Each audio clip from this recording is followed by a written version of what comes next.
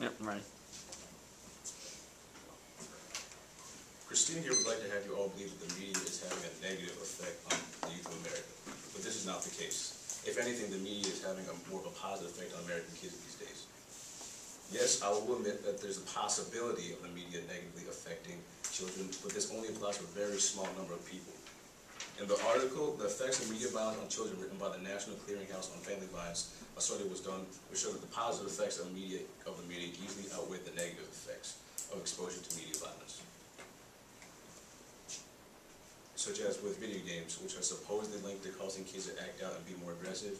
But the truth of the matter is that there has been no link between kids behaving more violently due to video games. Groups such as the Harvard Medical Center for Mental Health and the Journal of Adolescent Behavior and others have done numerous studies to prove this. Further study found that only 12% of people involved in school shootings are attracted to violent video games, while 24% of people are attracted to violent books, and 27% are attracted to violent films. Which, if you compare it to the number of people in America, that's a very small fraction of people.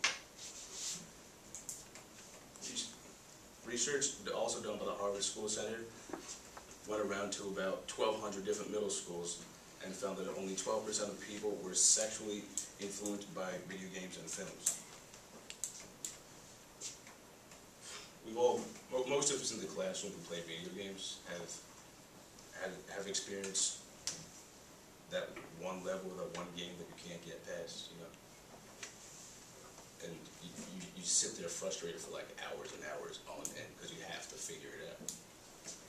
You can go from simply just jumping around the whole time in the game thinking it's going to help, or to going online and researching the game so you can figure out more information. So what is this all about, you may ask? Well, I'm going into the positive effects of video games and media and whatnot.